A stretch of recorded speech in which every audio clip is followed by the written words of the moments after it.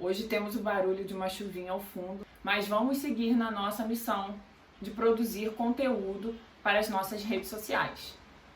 Como podemos identificar e combater o acúmulo de funções no trabalho?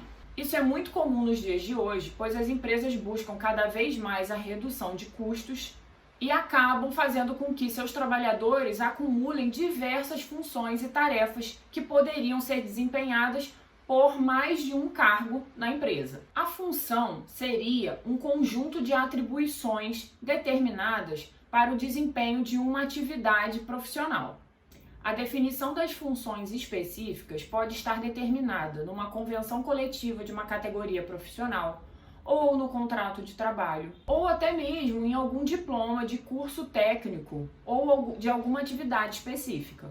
E o acúmulo de função, então, vai ocorrer quando o empregador determina que o funcionário desempenhe mais de uma função daquelas que estão determinadas no seu contrato de trabalho.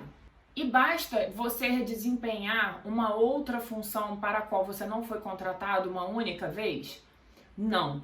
Para ficar caracterizado o acúmulo de funções, isso deve acontecer habitualmente, ou seja, de forma rotineira, a cada dia do desempenho do seu trabalho. Dessa forma, vai ficar caracterizado o acúmulo de funções. E o que existe de previsão na legislação sobre o acúmulo de função? Não existe nada na legislação de forma expressa em que configure o acúmulo de função. Existem dois entendimentos que são corriqueiros das decisões na esfera trabalhista. Esses entendimentos vêm de interpretações de alguns artigos contidos na CLT e são eles: para caracterizar o acúmulo de função, as atividades extras desempenhadas pelo trabalhador devem ser de natureza distinta àquela função que você foi contratado.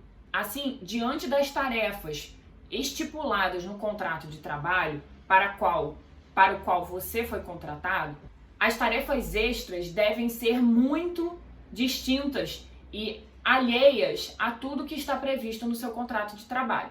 Dessa forma, vai ficar caracterizado o acúmulo de função. E, além disso, um outro requisito que é corriqueiramente aplicado é que esse acúmulo deve ocorrer de forma habitual e rotineira. Não serve, eventualmente, o acúmulo de tarefas ou de funções. E qual o valor, qual o adicional que teria direito o trabalhador que sofre um acúmulo de funções?